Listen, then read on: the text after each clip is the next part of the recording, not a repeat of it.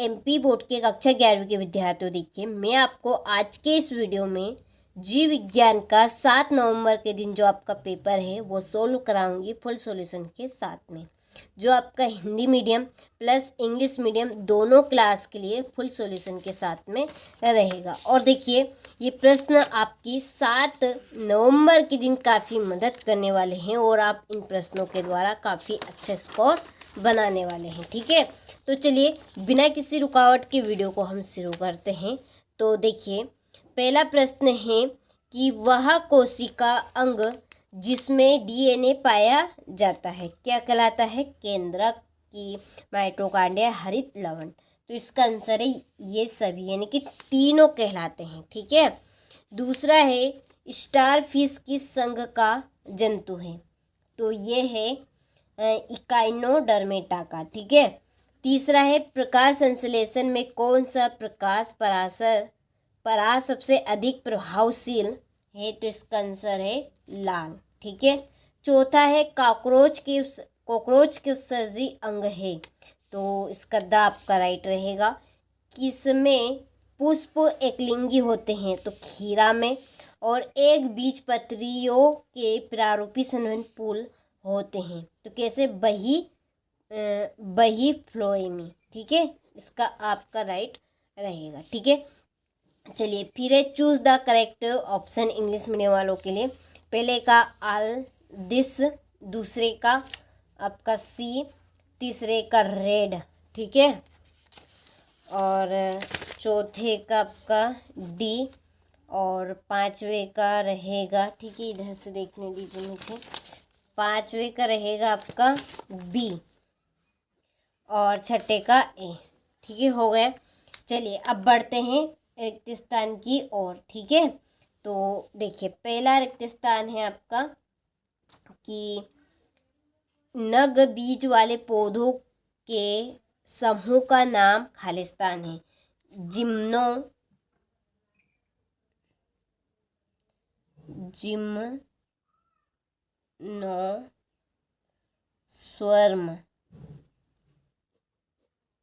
ठीक है, दूसरा है तंत्रिका तंत्र की उत्पत्ति खालिस्तान से होती है। तो तंत्रिका तंत्र की उत्पत्ति बही चर्म से होती है।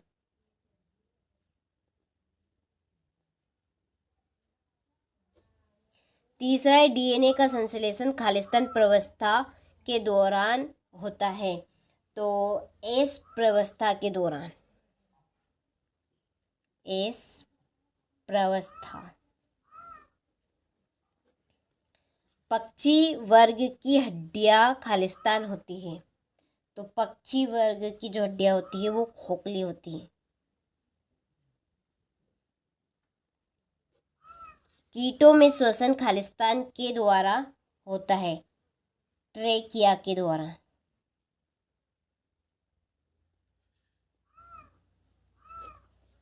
और स्टार फिश में खालिस्तान समिति होती है आरी की। ठीक है, चलिए यहाँ से आप स्क्रीनशॉट ले लीजिए। ठीक है,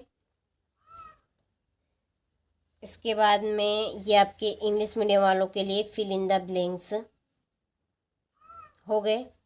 चलिए तीसरे प्रश्न की ओर बढ़ते हैं। सही जोड़ी, पहली ऑक्टोपस, इसकी जोड़ी है आपकी कंट की प्लेट। ठीक है, दूसरी क्रेप्स चक्र की है माइटोकॉन्ड्रिया। सेलुलोज, इसकी जोड़ी है पॉलीसेकेराइड। और कीट की जोड़ी रहेगी ट्रेकिया। और ऑक्सीटोसिन, इसकी जोड़ी एड्रीनेलिन। ठीक है, ये आपकी पांचवी जोड़ी। ठीक है, हो गया। यहाँ से आप स्क्रीनशॉट ले लीजिए। ठीक है, बढ़ते हैं अगले प्रश्न की ओर।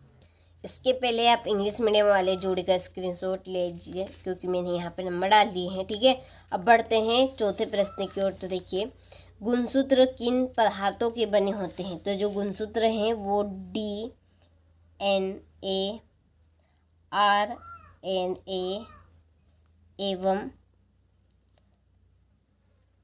प्रोटीन के बने होते हैं। ठीक है, दूसरा है उस तत्व का नाम लिखिए जो क्लोरोफिल के मध्य पाया जाता है। तो उस तत्व का नाम है आपका मैग्नीशियम। ठीक है, क्या है? मैग्नीशियम। और द्विखंडन क्रिया किसकी है? तो द्विखंडन जो क्रिया है वो है अर्धसूत्री विभाजन की। अर्ध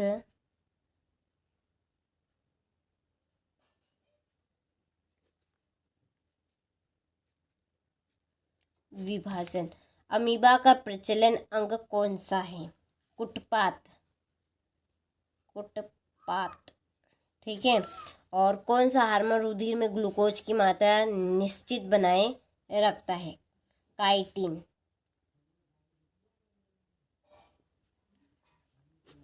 चलिए, तो ये आपके इस तरह से एक वाक्य में उत्तर हुए। स्क्रीनशॉट आप ले लीजिए। इसके बाद में ये आपके इंग्लिश मीडियम वालों के लिए। ठीक है, चलिए अब बढ़ते हैं सत्य की ओर। तो देखिए, पहला है कि मानव का वैज्ञानिक नाम मेगाफेरा इंडिका है। तो ये आपका असत्य है। ठीक है। दूसरा, जड़ें गुरुत्वानुवर्ती गति प्रदर्शित करती है। तो असत्य। मोलस्का वर्ग के जंतुओं को हेक्सापोडा भी कहते हैं। तो सत्य। और चौथे और पांचवें छठे का आपको यहाँ पर आंसर कंप्लीट करना है। ठीक है। चलिए, इसके बाद में ये आपके इंग्लिश मीडियम वालों के लिए है। तो स्क्रीनशॉट आप ले लीजिए अच्छे से और कंप्लीट कीजिएगा। फिर है ये आपका छठा प्रश्न। ठीक है, यहाँ से 2 नंबर वाले प्रश्न आपके शुरू होंगे। प्रत्यक्ष तथा अप्रत्यक्ष परिवर्धन में क्या अंतर है? विभिन्न प्रकार के पर्ण विन्यास का उदाहरण सहित वर्णन करना है। पादप का कौन सा भाग निम्नलिखित को दर्शाता है? क्लोरोप्लास्ट का नामांकित चित्र बनाना है। ठीक है। चलिए, इसके बाद में है आपका अगला प्रश्न, एपो एंजाइम तथा होपो एंजाइम में अंतर बताइए। ठीक है। कवक यानी कि फफूंद की विशेषताएं लिखिए। उपास्थि तथा अस्थि में 4 अंतर। पादप कोशिका का नामांकित चित्र और क्रेब्स चक्र का समग्र रेखा चित्र बनाना है। चक्री और अचक्री फोटो। ठीक है। फास्फोलिलेशन में अंतर। द्विबीजपत्री एकबीजपत्री पत्री में आपको अंतर। C3 C4 में अंतर।